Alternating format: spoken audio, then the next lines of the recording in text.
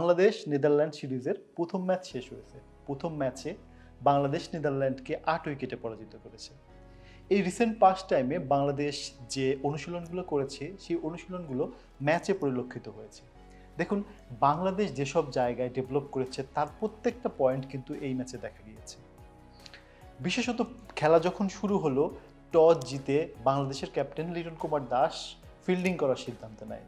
আর তার পরিপ্রেক্ষিতে নেদারল্যান্ড যেভাবে শুরু করে, একটা সময় মনে হয়েছিল যে এই ম্যাচের টোটালটা মানে টার্গেটটা সম্ভবত ১৫০ পেরোবে, কিন্তু তাসকিন তার প্রথম ওভারে এসে যেভাবে উইকেটটা তুলে নিলেন, এটা দুর্দান্ত ছিল।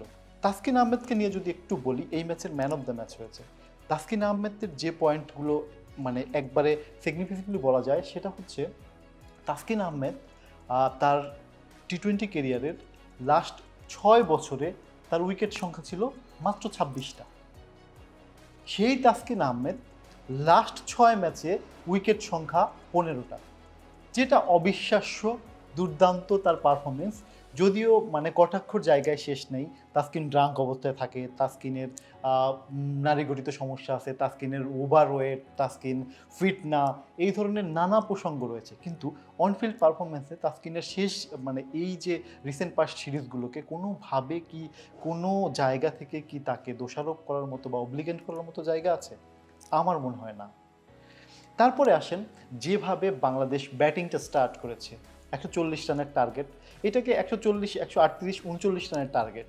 এই টার্গেটকে প্রস্তুত করার জন্য ১৯ ওভার খেলার মতো বা থিত গতিতে রান তোলার মতো ক্যাপাবিলিটি বা রিসেন্ট পাস্টের ম্যাচগুলো আমরা এইভাবেই দেখছি। কিন্তু এই ম্যাচটা একটু ডিফারেন্ট, কারণ হচ্ছে এই ম্যাচে যেভাবে স্টার্ট করেছে পারভেজ ইমন যেভাবে আউট হয়েছে কোনো আক্ষেপ নেই। পারভেজ ইমন যে টাইপের প্লেয়ার সেই টাইপেরই খেলছে, টিকতে পারেন নাই, টাটা গুড বাই। এখানে কোনো সমীহ নাই পারভেজ ইমনের ব্যাটিং নিয়ে। পারভেজ ইমনের পরে লিটন যখন আসলো, লিটন যেভাবে শুরু করেছে as a captain leading from the front, সেইভাবেই লিটন কুমার দাস তার ইনিংসটাকে ডেভেলপ করেছে। তার ইনিংসে যেটা ছিল, তার ইনিংসে ২৬ বলে ৫০, প্রায় ২০০-র কাছাকাছি স্ট্রাইক রেট নিয়ে যেভাবে সে দুর্দান্ত, প্রথম দিকে যেভাবে স্লোলি স্ট্রাইক রোটেট করে নিজেকে ক্রিজের সাথে মানিয়ে নিয়ে যেভাবে লফটেড শট খেললেন। তবে একটা পয়েন্ট নোটেড, প্রথম দিকেই লিটন কুমার দাস একটা সুইপ শটে ছক্কা মেরেছে। এই শটটা দেখেন, লিটনের পাস্ট ক্যারিয়ারে এই ধরনের শট খুব একটা বেশি দেখতে পাবেন না। এরপরে ফিল্ডিং এফোর্টের জায়গা যেভাবে ছিল, বাংলাদেশ ওভারঅল প্রত্যেকটা ক্যাচ লুফে নিয়েছে। ড্রাইভিং ফিল্ডিং, জাকের আলী অনেকের দ্বিতীয় যে ক্যাচটি ধরেছে, অবিশ্বাস্য একটি ক্যাচ ধরেছে।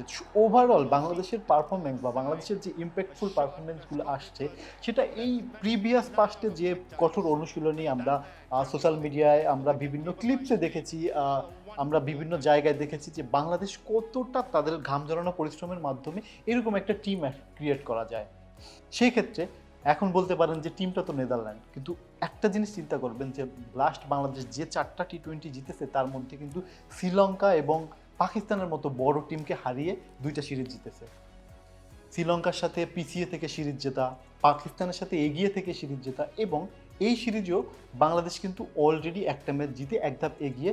ওভারঅল বিশ্লেষণ হচ্ছে বাংলাদেশ যে বিগ শট খেলে ১৩ ওভারের মধ্যে বা ১০০ তোলার জন্য ১১ ওভারের চেয়ে কম সময় নেওয়া, মাত্র ১৩৮ রানের টার্গেটকে খুব দ্রুত চেস করা, এই যে মনোবৃত্তি, এই যে প্রবণতা, এইটা আসলে এশিয়া কাপে একটা ভালো ফলাফল বয়ে আনবে বলে স্পোর্টস পোস্ট মনে করে। আমাদের অভিমত হচ্ছে এই ইম্প্যাক্টটা যদি আমাদের ইউএই সিরিজে মানে ইউএই যে আপকামিং এশিয়া কাপে নিয়ে যাওয়া যায়, তাহলে আমার মনে হয় ওভারঅল একটা বেটার পারফরমেন্স, একটা বেটার রেজাল্ট নিয়ে বাংলাদেশ এশিয়া কাপ শুরু বা শেষ করতে পারবে। ধন্যবাদ সবাইকে।